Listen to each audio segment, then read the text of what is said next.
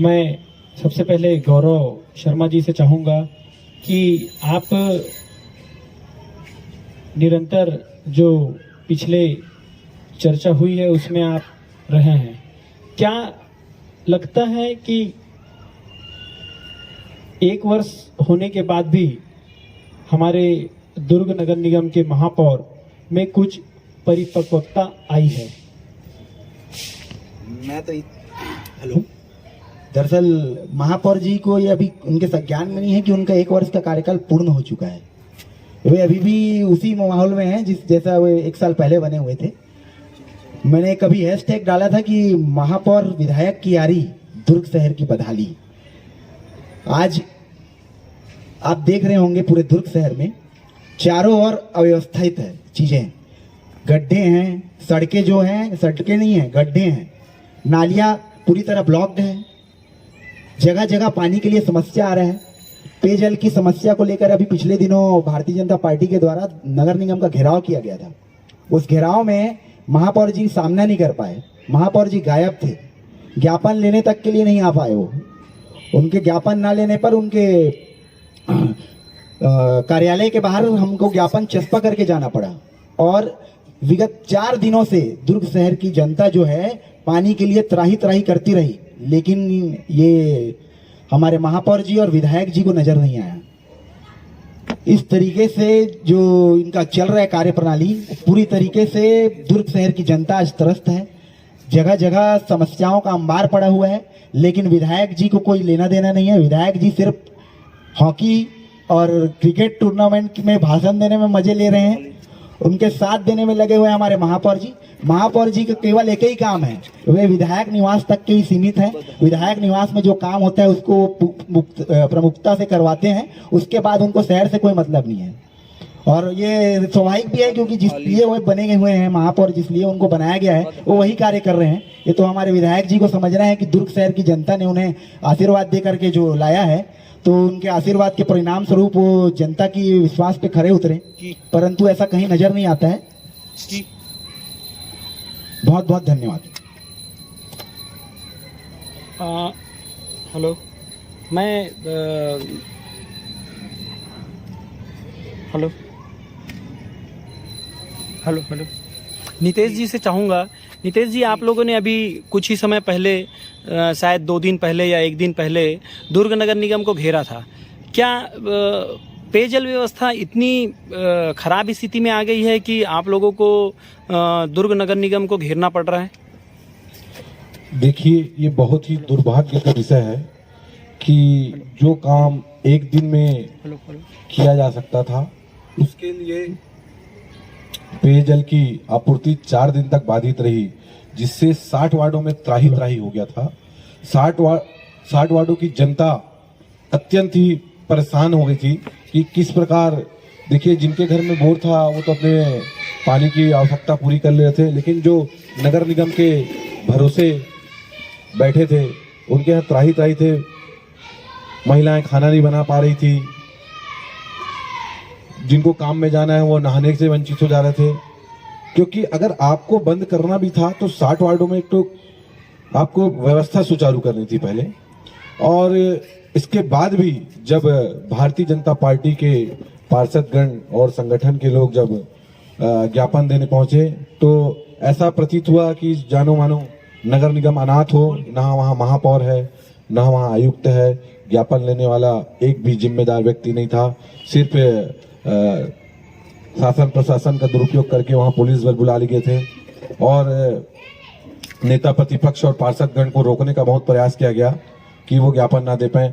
और जैसे तैसे हम अंदर पहुंचे, उसके बाद भी ऐसा एक भी जिम्मेदार व्यक्ति नहीं था जो ज्ञापन लेके हमें हमारी समस्याओं का जवाब दे सके। तो ये दुर्ग का दुर्भाग्य का विषय है, और वाकई में दुर्ग बहुत बदहाल है कि जहाँ पे महापौर नदारत हो और आयुक्त नदारत हो, जिम्मेदार व्यक्ति नदारत हो, ऐसे में दुर्ग की दुर्दशा हो रही है। दुर्ग नगर निगम की सरकार हर मोर्चे पर फेल है। वार्ड नंबर 27 में एक बहुत ही पुराना तालाब है, पोलसाई तालाब, जो एक निस्तारी का एकमात्र तालाब है उस एरिया का, उसकी स्थिति आज आप जाके देखेंगे तो बद से बदतर बनी हुई है। युवा मोर्चा ने एक बार महापौर का ध्यान उस ओर आकर्षण किया था। महापौर ने खाना पूर्ति के लिए एक बार वहां का दौरा किया और आज तक उस तालाब में ना साफ सफाई है, वहां पे किसी भी प्रकार का कोई कार्यक्रम भी नहीं हो सकता है।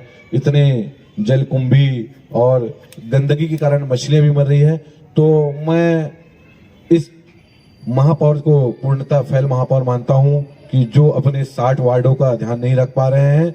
और शहर में एक चर्चा का भी विषय है कि महापौर अपने 60 वार्डों के पार्षद को भी नहीं पहचानते हैं, वार्ड के नाम तो दूर। और ये दुर्ग का सही में दुर्भाग्य है कि हमें ऐसे महापौर मिले हैं जो बिल्कुल निष्क्रिय और असजग है, किसी भी विषय को लेकर गंभीर नहीं है। उनकी दौड़ सिर्फ पद्मनाभपुर विधायक निवास तक रहती है और वो सिर्फ विधायक को खुश करने में लगे हुए हैं और शहर के आम लोगों से, अन्य लोगों से, आम जनता से उन्हें कोई तालमेल नहीं है। अपनी समस्या को लेके जाने पर किसी भी प्रकार का कोई निराकरण नहीं होता। तो ये वाकई में दुर्ग की बदहाली है और मैं इस कार्यक्रम के माध्यम से महापौर जी से निवेदन करना चाहूंगा कि अभी भी समय है, आप जाग जाएं, दुर्ग को बदहाल होने से बचाएं। जय हिंद, जय भारत। राजा महोदय से मैं चाहूंगा कि प्रदेश सरकार के लगभग 2.5 वर्ष होने को है और दुर्ग नगर निगम के लिए क्या लगता है कि प्रदेश सरकार को जो करना चाहिए, जो संसाधन और फंड की व्यवस्था करनी चाहिए, क्या उन्होंने किया? सबसे पहले मैं दुर्ग की बदहाली पार्ट 4 में आज सब आपके बीच में पुनः समक्ष उपस्थित हुआ हूं। मैं आप सभी को ये कहना चाहूँगा कि वर्तमान में प्रदेश सरकार जब से सत्तासीन हुई है और दुर्ग में कांग्रेस की शहर सरकार बनी है, तब से मुझे नहीं लगता कि किसी भी प्रकार की एक बड़ी उपलब्धि इस दुर्ग नगर निगम सरकार को प्राप्त हुई है। आज हम बात करते हैं दुर्ग से मात्र 4 किलोमीटर की दूरी से ही भिलाई नगर निगम, आज वहां करोड़ों रुपए के विकास कार्य की बौछार हो रही है, लेकिन दुर्ग में एक भी बड़े विकास कार्य की कोई सौगात नहीं है। माननीय मुख्यमंत्री भूपेश बघेल जी अगर दुर्ग शहर आते भी हैं तो किसी भी प्रकार से किसी बड़ी राशि या बड़ी सौगात की घोषणा ना कर सिर्फ महज खाना पूर्ति के लिए किसी रंग रोगन को अपना नाम देकर चले जाते हैं। अगर मैं बात करूं दुर्ग शहर में नगर निगम की, अगर अभी भाजपा पार्षद दल और संगठन के द्वारा जो मटका फोड़ प्रदर्शन किया गया, दुर्ग के जलग्रह विभाग के प्रभारी संजय कोहले जी जो कह रहे हैं कि इनके पहले भी ऐसी स्थिति होती थी, तो मैं उनसे आगाह करना चाहूंगा कि भाई साहब, इसके पहले भी अगर ऐसी स्थिति उत्पन्न होती थी तो 1 या 1.5 दिन या 2 दिन, उससे ज्यादा ऐसी स्थिति बिल्कुल नहीं आती थी। लेकिन आज आप लोगों के शासन में 4-4 दिन तक दुर्ग शहर की पानी की समस्या को लेकर जनता तरस रही है। तो मैं कहना चाहूंगा कि या तो आपके कामों का अनुभव हमें यह सब देखने को मजबूर कर रहा है, या तो फिर आपके अंदर वो नेतृत्व क्षमता नहीं है। इसी के साथ मैं अपनी बातों को विराम देता हूँ। जय हिंद, जय भारत। एक गौरव जी आपसे चाहूंगा कि एक चर्चा का विषय है और मीडिया में सुर्खियों में है वो खबर, आपके दुर्ग शहर और भिलाई को जोड़ने वाली जो पुलिया है, जिसको हम लोग ब्रिज का जेल तिराहा ब्रिज बोलते हैं या ठगड़ा बांध ब्रिज का नाम दिया जा रहा है, तो आप लोगों की तरफ से, मतलब भारतीय जनता पार्टी की तरफ से और कांग्रेस पार्टी की तरफ से, विधायक जी की तरफ से, दोनों की तरफ से श्रेय लेने की एक होड़ मची हुई है। इस विषय पर आप लोगों की क्या राय है? दुर्ग शहर की जनता जानती है कि उनके विधायक का कोई काम है अगर, तो वो सिर्फ श्रेय लेने का काम है। अभी तक उन्होंने जितने भी कार्य किए हैं सभी कार्य भारतीय जनता पार्टी के कार्यकाल में हुए हैं। जिस बांध की आप बात कर रहे हैं, ठगड़ा बांध, जिस ब्रिज की बात कर रहे हैं आप, उस ब्रिज को हम सबकी नेता माननीय सरोज पांडे जी ने, उस समय की वर्तमान लोकसभा सांसद थी, उन्होंने उसके लिए संघर्ष कर उस ब्रिज के लिए संघर्ष किया और उसके लिए लगातार प्रयासरत थी। और वो ब्रिज सांसद श्री सरोज पांडे जी की देन है, जिसे लेकर के विधायक महोदय एक श्रेय लेने की होड़ में लगे हुए हैं। लगातार उसमें टिप्पणी कर रहे हैं कि वे ब्रिज जो है वो स्वयं लेकर के आए हैं। मैं ये पूछना चाहता हूँ विधायक जी से कि आप पिछले 7 साल से विधायक हैं, आप अपनी एक उपलब्धि बता दीजिए, एक उपलब्धि जो दुर्ग शहर के लिए आपने की होंगी। ये क्या बोलते हैं, हैंडपंप खोद देने से या कहीं पर गेट निर्माण कर देने से विकास नहीं होते हैं। विकास होते हैं सड़क नालियों से, भव्य चीजों को बनाने से। ऐसा कोई भी एक कार्य विधायक महोदय जी ने किया हो तो वे बता दें। उनका सिर्फ एक ही काम है, श्रेय लेना, वही भी उन्हें बेहतर तरीके से आता है और वो कहीं नहीं चूकते श्रेय लेने के मामले में। कहीं पर भी हो, दुर्ग शहर में कोई भी विकास कार्य हो रहा हो, श्रेय लेने से नहीं चूकते। और ये सिर्फ फीता काटने का काम कर रहे हैं, बाकी जितना निर्माण का कार्य है वो सभी कार्य भारतीय जनता पार्टी के कार्यकाल में स्वीकृत किए हुए कार्य हैं। विधायक महोदय सिर्फ और सिर्फ फीता काटने का काम कर रहे हैं, उसके अलावा कुछ नहीं। धन्यवाद। नितेश जी, मैं आपसे एक विषय पे और चर्चा करना चाहूँगा। क्या सफाई व्यवस्था, क्या मूलभूत जो सुविधाएं होती है, लाइट की व्यवस्था, गली की व्यवस्था, सफाई की व्यवस्था, स्वास्थ्य की व्यवस्था, इस विषय पर आप लोगों ने क्या निगम को घेरने की व्यवस्था की है? क्या प्लान किया आप लोगों ने? देखिए, सफाई व्यवस्था पूर्ण रूप से चरमराई हुई है। आज आप वीआईपी एरिया को छोड़ दें तो शहर का कोई भी एरिया साफ सुथरा नहीं है। और आप जाइए पद्मनाभपुर विधायक निवास के आसपास तो रोज वहां झाड़ू लग रहे हैं और नगर निगम के कर्मचारी और नगर निगम की सारी व्यवस्था, आप कलेक्टर परिसर की ओर चली जाइए और पद्मनाभपुर की ओर चले जाइए, जहां वीआईपी लोग रहते हैं वहीं सिर्फ साफ सफाई है। आम जनता और आम जनमानस जहां रहती है वहां साफ सफाई की कोई व्यवस्था नहीं है। तालाब, नाली, सड़क, बिजली, और आप किसी बस्ती एरिया में चले जाइए तो अंधकार में डूबा हुआ है, जिसकी लगातार शिकायत लोग अपने पार्षद को कर रहे हैं, पार्षद अपने निगम को भेज रहे हैं, लेकिन व्यवस्था सुचारू रूप से नहीं है। और महापौर जी भी 60 वार्डों को तो पहचानते नहीं हैं। उन्हें आप किसी भी एक ऐसे एरिया का नाम बता दीजिए कि यहाँ पहुँचना है तो वो स्वयं अकेले पहुँच नहीं पाएंगे। और मैं युवा मोर्चा के हमारे साथियों ने अभी कुछ योजनाएं बनाई हैं। ये आने वाले समय में बहुत ही आक्रामक रूप से नगर निगम को घेरने का योजना है, जिसमें महापौर और नगर निगम आयुक्त की आंखें खोल दी जाएगी और इसकी तैयारी अभी चल रही है। नगर निगम के जो आयुक्त हैं उनका ट्रांसफर हो गया है, क्या लगता है किस विषय से उनका ट्रांसफर किया गया है? क्या रूटीन है या क्या लगता है कि उनका और कांग्रेस पार्टी के नेताओं का नहीं बन रहा था? जैसे कि आप लोगों ने भी जो कल परसों का जो आंदोलन था उसमें निगम के कमिश्नर की आलोचना की थी, उनके खिलाफ नारेबाजी की थी। क्या लगता है आप लोगों के आंदोलन के कारण उनको यहाँ से कहीं दूसरे जगह भेजा गया है? देखिए, नगर निगम आयुक्त पता नहीं ऐसी कौन सी परेशानी में थे, या तो वो उनको रोका जाता था अच्छे कार्य करने से, वो किसी दबाव में थे, क्योंकि हमने कई विषय को लेकर उनके पास गए तो वो अपनी असमर्थता दर्शाते थे, अपनी असमर्थता जताते थे।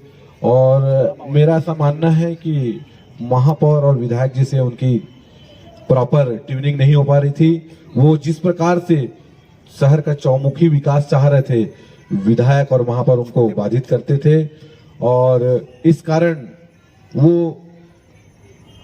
आयुक्त महोदय भी यहाँ परेशान थे। और हम लोग भी अगर किसी विषय को लेके जाते थे तो वो उस मांग को पूरी नहीं कर पाते थे, इसलिए भी वो विपक्ष पार्टी से भी नदारद हो जाते थे, वो सामना नहीं करना चाहते थे। तो मुझे ऐसा लगता है कि शासन प्रशासन का बल उपयोग करके उनको यहाँ से स्थानांतरित कर दिया गया है, ताकि अपने मन के मुताबिक यहाँ पे काम कराया जा सके। राजा महोदय जी, मैं आपसे जानना चाहता हूँ कि एक ट्रेंड चल रहा है ट्विटर में, फेसबुक में, सभी जगह कट मनी, खासतौर से वो कट मनी जिस प्रदेश के लिए है वो चुनावी प्रदेश है वेस्ट बंगाल। बाकी कट मनी क्या लगता है छत्तीसगढ़ के अन्य शहरों में और छत्तीसगढ़ में भी है, खासतौर से दुर्ग में? जहाँ तक मेरा मानना है कि जो कट मनी का जो ट्विटर पे ट्रेंड चला रही है और जो चल रहा है, सही मायने में अगर कहूँ तो यह निश्चित तौर पर हम सबको मालूम है कि आज पूरे हिंदुस्तान में धीरे धीरे कांग्रेस पार्टी की सरकार राज्यों से जा रही है और सबसे ज्यादा ईएमआई वर्तमान में मुख्यमंत्री कौन पटा रहा है आप सभी को मालूम है। मुख्यमंत्री के रूप में आपको मालूम है कि सबसे बड़ा ईएमआई हमारे ही प्रदेश से जा रही है और जिसका दुर्भाग्य हमारी प्रदेश की जनता को देखना पड़ रहा है।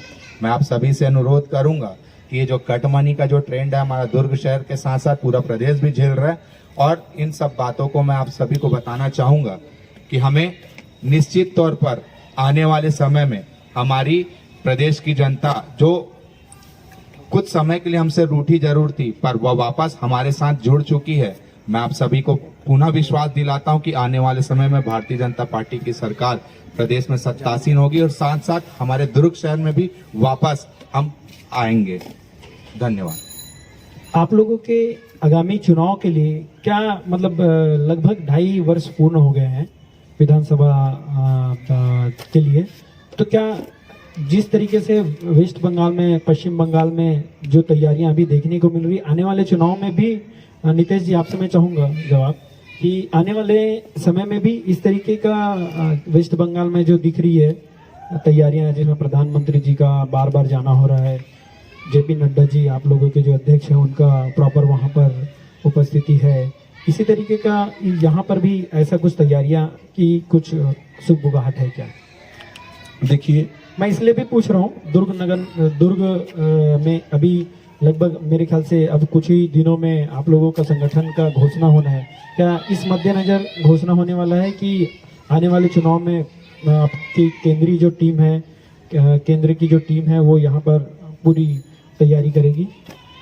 पश्चिम बंगाल के चुनाव के बाद अब संगठन का ध्यान छत्तीसगढ़ की ओर आएगा, क्योंकि छत्तीसगढ़ की जनता स्वयं त्रस्त है, चाहे वो धान का विषय हो, चाहे शराब का विषय हो, चाहे किसी भी प्रकार का विषय हो, निर्माण का विषय हो, क्योंकि प्रदेश सरकार सभी मोर्चे पर फैल है, चाहे वो निर्माण कार्य हो, चाहे शराबबंदी हो, चाहे धान खरीदी हो, क्योंकि धान की जो पिछले वर्ष की किस्त है अभी तक लोगों को प्राप्त नहीं हुई है और ये धोखे की सरकार थी जो लोगों को भ्रमित करके युवाओं को धोखा देकर कि आप शिक्षित बेरोजगार जो पंजीकृत है उनको हर महीने लाभांश दिया जाएगा, उनको बोनस दिया जाएगा, उनको बेरोजगारी भत्ता दिया जाएगा, ऐसा करके ये सत्ता में आसीन हुई है। ये भ्रम की सरकार है, ये धोखे की सरकार है, जो कि जो व्यक्ति धोखा देता है तो धोखा एक बार दिया जा सकता है, बार बार नहीं दिया जा सकता।